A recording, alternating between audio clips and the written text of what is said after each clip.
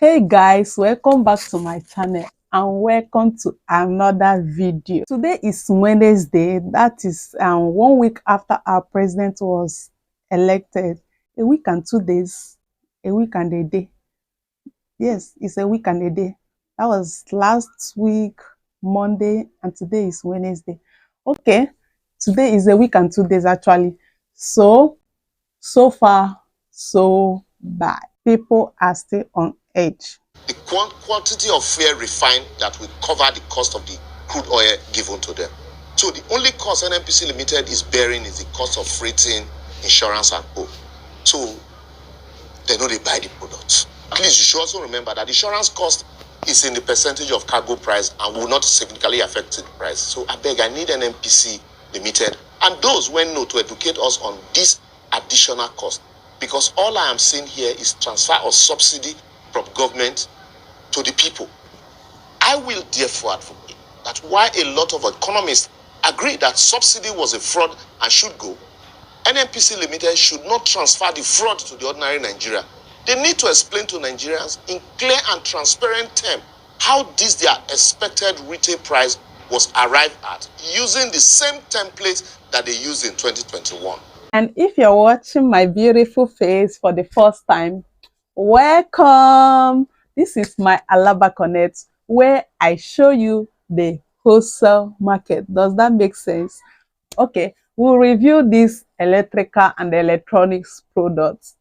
And I don't do that alone because I'm only in the electrical section. So I take you to the importers and wholesalers of these products and we check out the products, and the importers or the wholesalers get to teach us what they know about these products, and we get to unbox as many products as we can. Isn't that fun? Subscribe to my Alaba Connect if you haven't done so and join this beautiful train. I would like to have you on board, and turn on your notification bell and you will see my videos every week. We upload new videos and I promise to get you cool videos. So let's get on to the video of today. So far since the president was elected, the triple fuel price increase has kept everybody on edge. People's morale has gone down. You know, people are morally down. They find it difficult going about their normal business and other domestic activities because we need fuel always. I don't know about you. So people are spending more and more on living expenses these days because of the sudden fuel price increase, because basically everything we do revolves around fuel, and many people are yet to discover this. Everything we do revolves around fuel. We use fuel to run our transportation. We use fuel to run our machines. Somebody will quote me wrong. What of electricity? We use fuel 80 to 90% of the time because electricity is hardly there. We use fuel to run our generators. We use fuel to run our machines. We use fuel to see, and we use fuel to run our transportations. We need power in the house for our electrical and electronics gadgets to stay active and work for us. And we more of need this power in our commercial places. So if we don't have electricity, we run more on fuel 80 to 90% of the time. All our commercial machines and facilities run on electricity. And now we haven't even had power in this place for about a week now. The last time we had lights in this neighborhood was Thursday or Friday. That was the last time we had power in this neighborhood. Imagine what that is. Not even a flash since then. It's been a total blackout all around. Since that time, since the election, even before the handover, hearing has been going on. Hearing has been heating up in the courts. The APC party candidate, which is the president, now president, and the Labour Party candidate, Mr. P2B, who dragged the president to court and contesting the election was fraudulently selected by the INEC. INEC is the committee that oversees the election, and it was believed by the Labour Party and many Nigerians that the current elected president was fraudulently selected by the INEC people. And that is what's going on in Nigeria at the moment. They are currently in the court. The court is heating up daily. We are all on edge, waiting for a good news. So to me, the election wasn't free and fair at all. The youth came out in mass to vote during the election because a candidate had appeared who seemed very different from our conventional candidate that they push out for us. Because most times when we look at the candidate that come up for us, none seem qualified. They kind of suppress qualified people. So even when we finally choose, none seem different from the other. But this time around, somebody came up who seemed different from the conventional candidates and even the other major candidates he's contesting with, and that is Peter Obi of the Labour Party, and is the current person who has dragged the current elected president to court, and they are still having the hearing daily. I think they had hearing 2 days ago. I don't know when the next hearing is taking place, but it's getting hot and hot. We are not like looking forward to vote anymore. And it was because of him that we came out to vote. We have all given up hope about voting in Nigeria. For most times, not say most times, all the time when we vote, they make their selection. What usually happens is the sitting government will install another person from the party, and it's as if they don't make use of the votes. That's what still happen now. People are spreading all over social media the result of the count from all the polling units where they voted at the end of the day, and Labour Party gave them gap. It gave APC gap, it gave PDP gap, and those are the three major parties contesting. There are about more other 10 parties who are contesting. But this Labour Party, with Peter Obi as the candidate, he gave these two other parties serious gap. For example, where we voted, there is about 200 votes. We are counting Labour Party 141, APC 40, the other one 6, 3, 2, 1. That was how the results was, and such serious gaps were many in thousands of other polling units. But at the end of the day, they still made their selection, and there are talks everywhere disrupting the election. I don't want to get emotional today, so let me not go into that line at all. No emotional. I'm not having no bad energy today. No bad energy. So what I want to explain on the area that the election was not free and fair is the fact that one major fact is that they promised us this savior beavers machine. That's what I've always called it from the beginning. They promised us this savior beavers machine that we're going to use to vote. You understand? And the results will be sending to the headquarters direct as we vote. You understand that? As we vote, the results will be sending to the headquarters direct. So there won't be room for manipulation. That was the ginger. That was the ginger. That was the ginger. You see, every social media, the youths are campaigning. They are campaigning seriously, especially for the obedient. Go into type obedient, type election, Nigeria election, hashtag on Twitter, Nigeria election 2023, hashtag on Facebook, all the social media.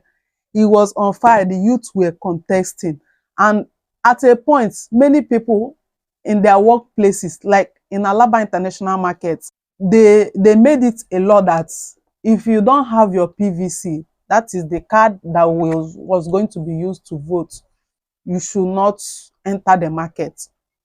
That is how serious it is. everywhere, most of the big markets, many offices, many companies, they charged all their workers to go and get PVC because it was that important. So our savior machine being in mind, we were looking very forward to the election. Okay, the machine was explained like this because I have a friend in the market is a member of one of the parties. So he explained the machine to us that if we are voting, like I said, the result will be appearing here. For example, we are like 21 gathered in this polling unit to vote, and if the results Labour Party has so far, or maybe APC, if the results they have so far at the headquarters is 250 and we are 21 here, by the time one person votes for APC, it will be showing directly at the headquarters 251. If another person votes, it will be showing 252. If another person votes it for APC, the result at the headquarters will be no electronic transfer immediately. Once we vote, it will transfer electronically there, and it will be showing. That was the ginger we have actually. So that means millions of votes, as we vote, they will just be accruing up in under their respective candidates at the headquarters. That was the orientation the general masses were given, that as we vote, it will be accruing up under the respective candidates. And we were good with that. They took time to educate the public like this. We were good. Hey God, though.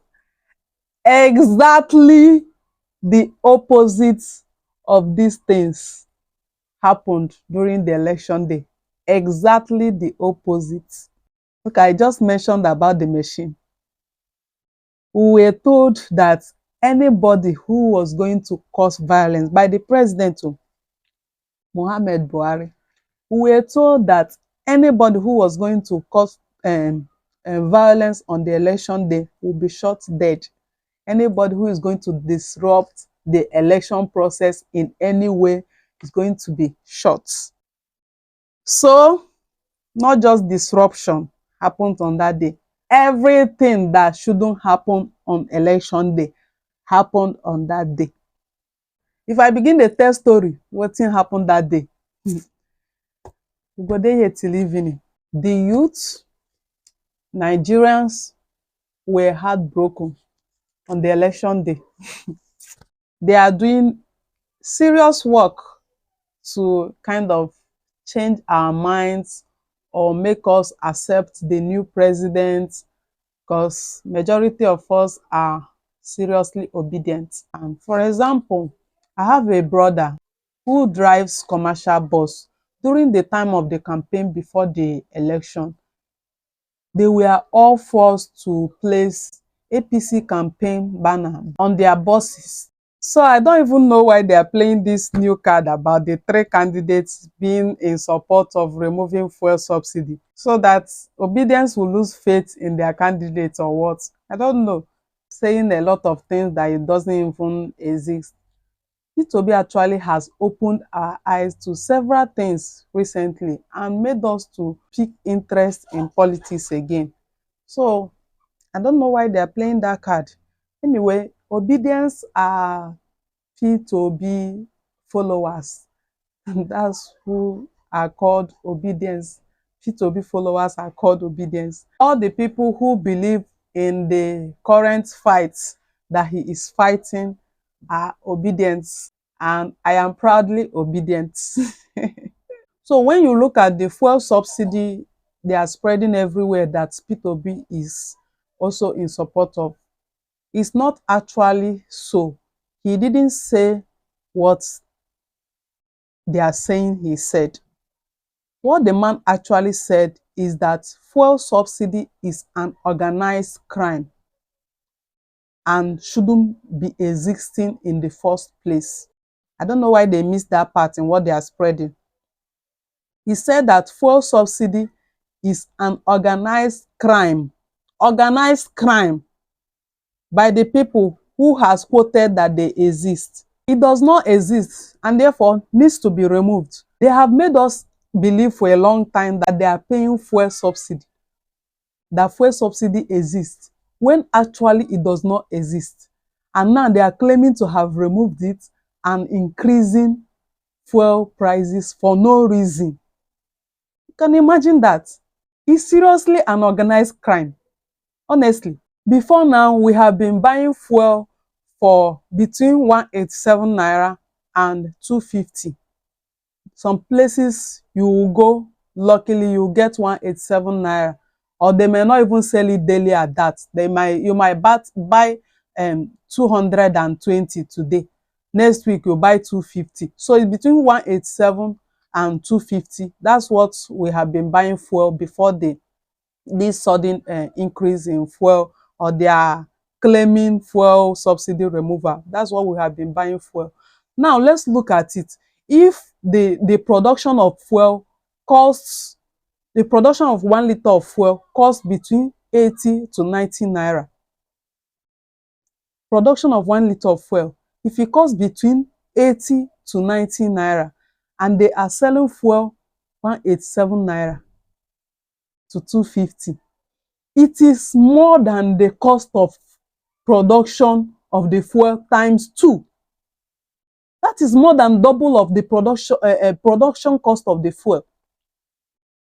So they are already getting more profits than required. Already on the cost they sell the fuel. And now somebody is telling me they are paying what? To who? Oil marketers or refineries? Who are they paying subsidies? Which public documents have they released that shows who and who they pay to? Or maybe oil marketers list their names and how much they collect for oil subsidy, fuel subsidy. None. You can imagine buying fuel that was produced at 80 naira, but I'm buying it 187 to 250. So no matter how often or the place where they sell this one against this one, even if it's 187 I buy regularly, it is still above the production cost. So we can only understand the existence of fuel subsidy if the production cost is less than the amount they sell this fuel. You understand? For example, if they produce fuel at 80 naira, sell at 75 naira, maybe they need to pay 15 naira because they need to make profit. That is when we understand there is existence of fuel subsidy. Not when they are selling fuel over double price of the production cost and they are telling us that there is fuel subsidy somewhere, and they keep adding money up to 6 times. You that is watching this, what do you think about all this? Is Nigeria fuel subsidy and removal justifiable by any means? Is it justifiable? And what explains the fuel price being produced at 80 naira to be sold at 600? 187 naira to 250 is like more than 2 times production cost we have been buying without complaint.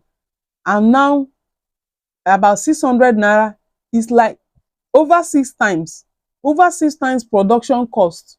That's what we are currently buying. This is insane.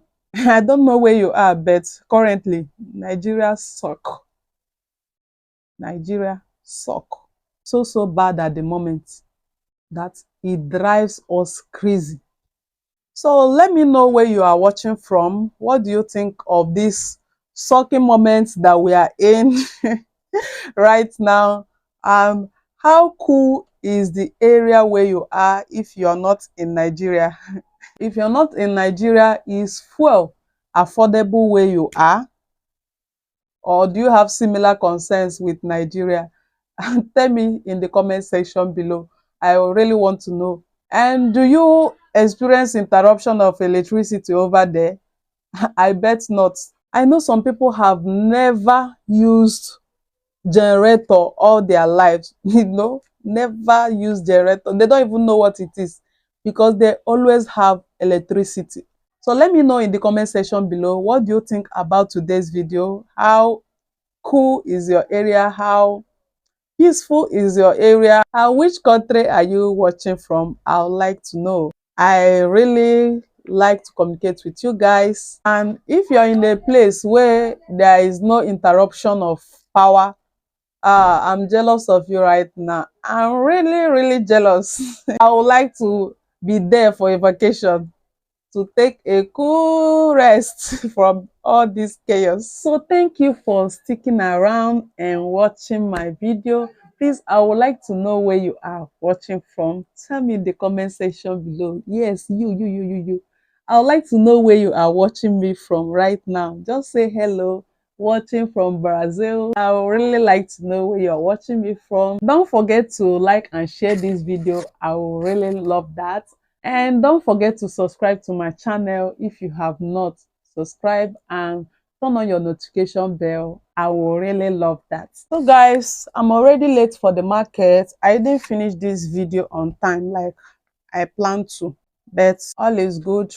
I may talk to you guys later in my vlog if I'm not so busy. If you need solar lights of any brands, of any design, maybe you need for yourself or you are selling and you need them in wholesale prices, just holla, I'm your girl for it. We supply in wholesale prices all over Nigeria, Togo and Ghana, and we give you affordable prices, so you check and testify to it. So don't forget to connect to my Alaba Connect on both Twitter and other socials, and I'll see you in the next video.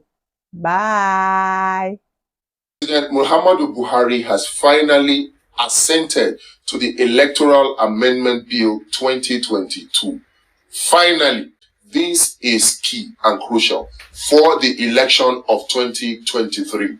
What does it mean?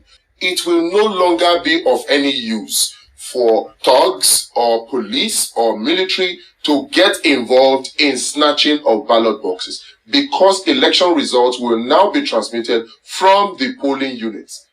This will sanitize our election processes, and they are killing us for their selfish benefits. With this electoral amendment law, we have the opportunity to make things right. Subsidies seem to be now a cat that has 9 lives. Every government will announce subsidy, and the meaning of subsidy removal, according to them, is increase in price. The issue of subsidy has not been probed all these years, and for anybody to close that chapter is like covering fraud. The Nigerian Labour Congress has called the NEC members for us to interrogate some of these processes, to know who and who we are collecting the subsidy money. Very important. That whereas the federal government has been subsidizing the rich in this country, and for some time now, between 2016 to 2023, almost over 26 trillion has been spent on import waiver alone to the rich. That whereas over $6 billion have been spent on turnaround maintenance, there is nothing to show for it. That whereas the federal government released about $2.7 billion for the repair of 2 or 3 major refineries in the country, and spent the same amount of investment in the Dangote Refinery, there's nothing on ground.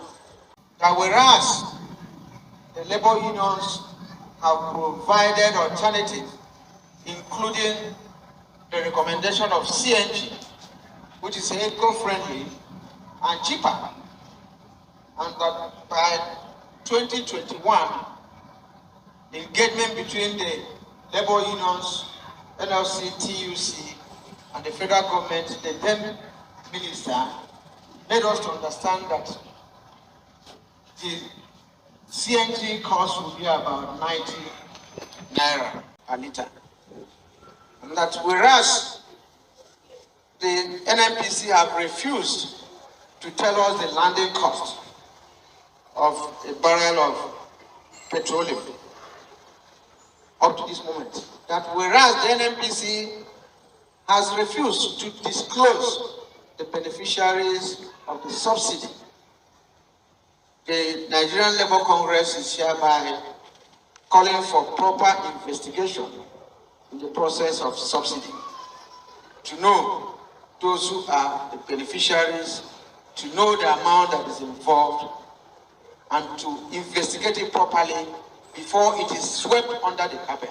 That the current attempt to sweep the issue of the fraudulent practices in the subsidy regime should not be tolerated by all well-meaning Nigerians.